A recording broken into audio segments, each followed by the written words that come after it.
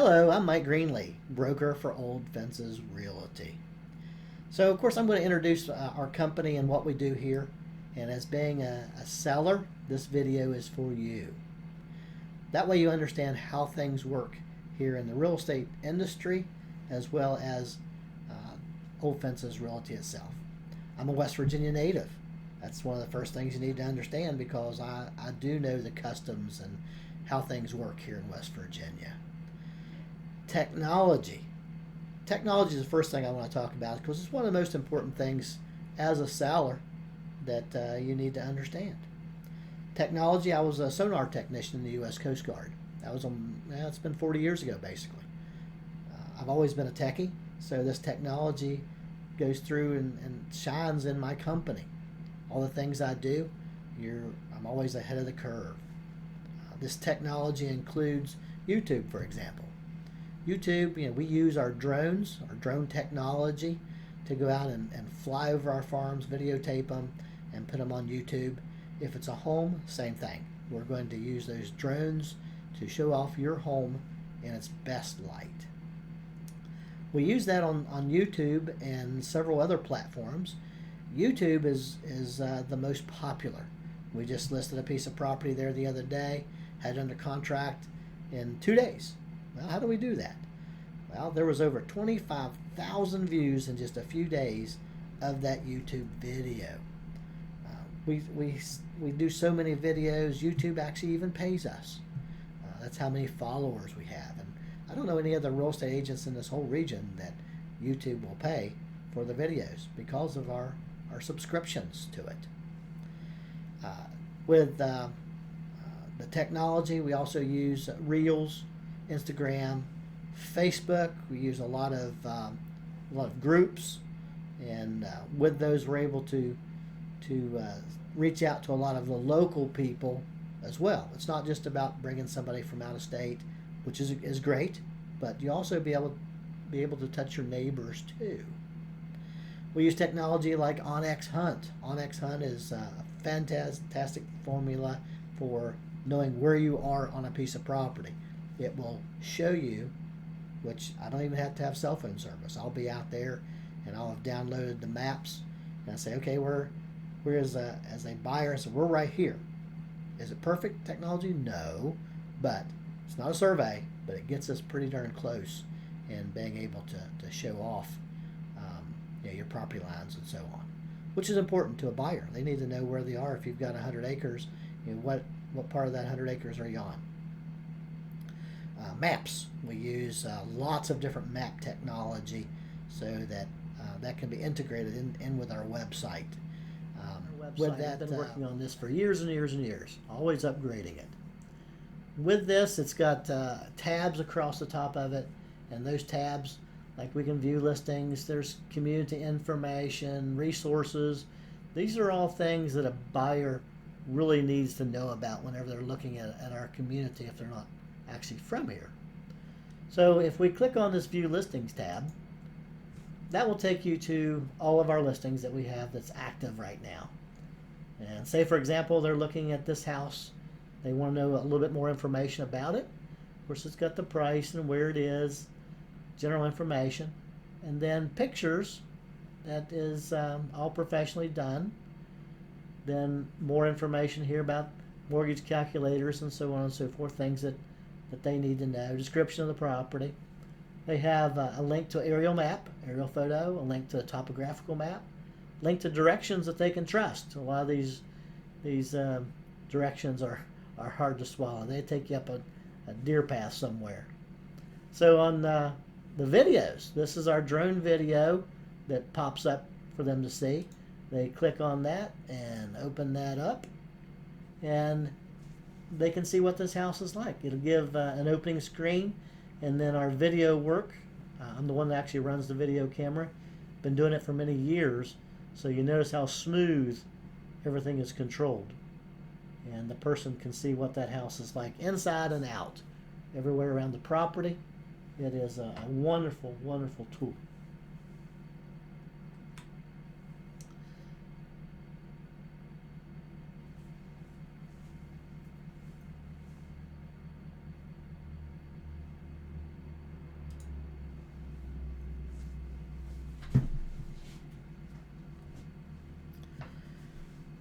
working past the technology, let's talk about the sticks and bricks of the whole operation. Your home is in one of the most expensive investments that you'll ever have. You've spent a lot of money, a lot of time, a lot of sweat equity on that house. So I have a general contractor's license, which is so high I could build Trump Towers across the street if I wanted to here in the state of West Virginia legally. I don't swing a hammer anymore, so don't ask me to come out and build your mother's deck, because I'm not going to do that anymore.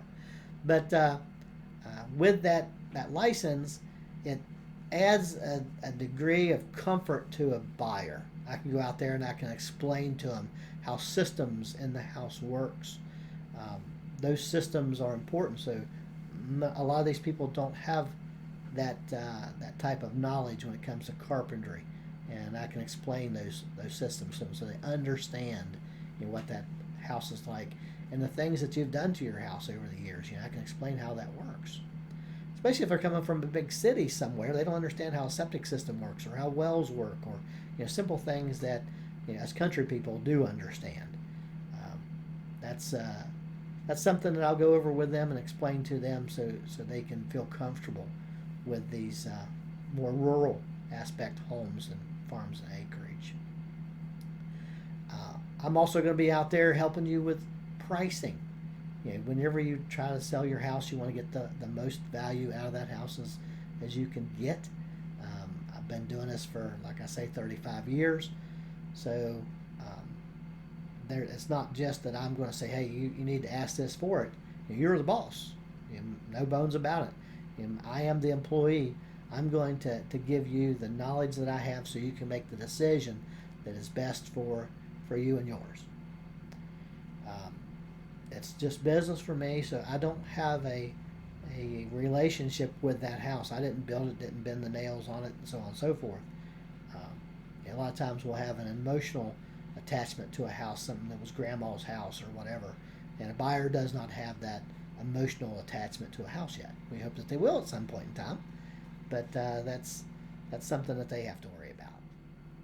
I'd like to talk to you guys about something that's new that just kind of hit our real estate agents and the consumers out there, and that is the term realtor and how it affects the buyers and sellers. A lot of people think that realtor is a occupation. Let me say that again. It is not an occupation. Realtor means you're a member of the National Association of Realtors, which is a trade association. It's basically a group of people that come together and say, hey, we're going to share information, we're going to use these techniques, so on and so forth. Not an occupation. There are roughly 5,000 real estate professionals in the state of West Virginia. Only about half of them are a member of the National Association of Realtors, and that's going down every day because of the rules associated with what the Department of Justice has put upon the National Association of Realtors. So if you are a consumer, a buyer, and you're wanting to go take a look at the seller's piece of property, your piece of property, as a realtor, you have to sign a document before you step your first foot on a blade of grass on the seller's property that says how that agent, the buyer's agent, is going to be paid. Well, a lot of times that's kind of like a marriage. You're married to that agent for a period of time, 6 months, a year, whether it be that particular piece of property you're looking at or a group of properties in which that agent is looking at. Now, from a consumer standpoint, you don't know that agent very well, if at all. So do you want to sign a document saying that you're agreeing to be married to this agent for 6 months? I wouldn't. I would want to know that agent and know how they're going to perform in this sale. So me as a non-realtor, a real estate broker, and as well as all of my agents, they do not have to have that document signed.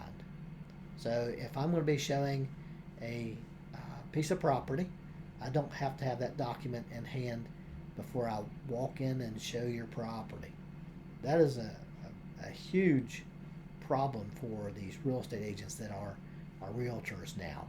Of course, they're trying to throw a lot of spin on it, saying it's good and whatever. But that's what real estate agents do. Is we have the ability to go out there and talk about selling a piece of property. If I couldn't talk about selling a piece of property and make it look good, you wouldn't want to hire me anyway. So anyway, that's kind of the ins and outs of that new ruling for the Department of Justice. I'm just not affected by it, which of course would help you in the grand scheme of things. Let's talk about going out and showing your piece of property. Showing your piece of property. If you have a house, most real estate agents can go in there and show it. They don't have a lot of the technology and information that I have about a house, but that is one of the difference between working with my company or some of the other companies out there. We use four-wheel drives to get out to farms. We have side-by-sides. I have a Honda Talon 4-seater that's heated in the wintertime. Makes it comfortable for our buyers to go out there and see those farms. Is it a farm, just trees, or is it a cattle farm? Is it a homestead? You have chickens. I grew up around farming. My first job, whenever I was, about 13 or so, I was feeding the neighbors' cows. I think it's about $1.25 a day, if that tells you how old I am. But that's what I did. Was my first job, was actually feeding the neighbors' cows. So I've been around farming all my life. I even have a greenhouse in my backyard. Yeah, did that. Went to FFA, Future Farmers of America, in high school. Have a lot of farming friends, and go to things that are like the Small Farms Conference. State of West Virginia, the West Virginia University puts on the Small Farms Conference in Charleston every year. Go there, learn new farming techniques, and bring a lot of my agents and stuff with me.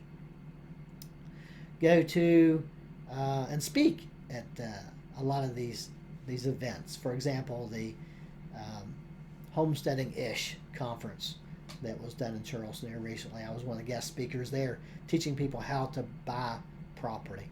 The West Virginia Trophy Hunters Association hunting and fishing show, teaching people how to do that purchasing as well. Worked with Mother Earth News Fair, Mother Earth News magazine. That's kind of like a bunch of information that people who are trying to learn how to do homesteading will go to that and read those magazines. They've been doing them for years and years and years. A lot of it's online now, but the Mother Earth News Fair, I've participated in that several years. That's been good. Timber. Let's talk about timber. Most real estate agents, they see it's a tree, they think it's timber. Is it it's a tree, sure, but is it a marketable tree? What constitutes a marketable tree, and how many trees do you have to have, and the species of trees? Can you identify that tree? And we work with a lot of timber cutters, forestry consultants, the state of West Virginia, a lot of folks on educating our sellers so they understand that, hey, yeah, they've got trees out there, but is it a marketable product out there? All comes into value of your property. Whenever we're trying to ascertain value, do you have marketable timber? Taxes. Taxes. Can you do a 1031 tax deferred exchange? Are you even familiar with that term? Tax Relief Act of May of 1997. All these tax codes, you have to understand those whenever you're selling a piece of property. We hopefully will let you muddle through those. Not a CPA, but I play one on television. So we hopefully will be able to help you with those decisions too, how to limit your tax liability. When we're talking about finance, let's talk about a buyer's finance situation. We're going to have them be pre-qualified, help them with that, how to find money. If you can't find money for them, you're stopped before you ever begin. A lot of real estate agents that just sell houses alone, They're used to doing FHA, VA, so on and so forth. Once you leave that realm, then it's a totally new ball game. Determining income to debt ratios so they understand which programs they can work with. FMHA, rural development, NRCS, local lenders. They all have good things and bad things. Farm credit. Where's the best place to get that person money so they can afford to buy your property? Negotiations. I've been negotiating almost my entire adult life, so I'm an expert negotiator. Been married to the same woman for almost 44 years, so that's big negotiations. If you're married, you understand that aspect. But negotiations is super important whenever you're trying to sell your house. I won't just call you up and say, hey, I've got an offer, here it is. I don't have to have a crystal ball. I can tell you right off up front. Whenever I have an offer, I'm going to tell you, you've got three choices. You can say yes, you can say no, or you can make a counteroffer. Now, that's what most agents will do. Now, with me, I've been doing this for so long, I'm going to give you a fourth. That fourth one is going to be yes, no, counteroffer, or if this was me, this is what I would do. Most sellers want that. They want the professional's opinion as to what is the best course of action for them and theirs. I don't have a problem with doing that. Some people, they don't want to step on anybody's toes or whatever, but in my opinion, I'm your employee and I'm going to shoot it to you straight. And of course, you can come back and say, well, what if we do this, or what if we do that? I'm going to go back and say, well, it's been my experience that if you do this, then in all likelihood, this is what's going to happen. And that's another thing that our sellers want. In closing, I want to say that, are you ready to sell? That's a big question, and it would behoove you to give me a call. Let me come out, take a look, give you the choices, evaluate the property, and then you can look and see, hey, well, am I ready to sell, or do I need to do this or do that? I'll make those recommendations as well. I have no problem with doing that. Please give me a call. I would love to work with you. My agents are just standing by, and they actually return phone calls. A lot of people, they want to just send a text or whatever. We pick up the phone and call you. And whenever you call us, we pick up the phone and answer. It seems to be a tough concept with a lot of agents these days. So anyway, my telephone number for the office is 304-377.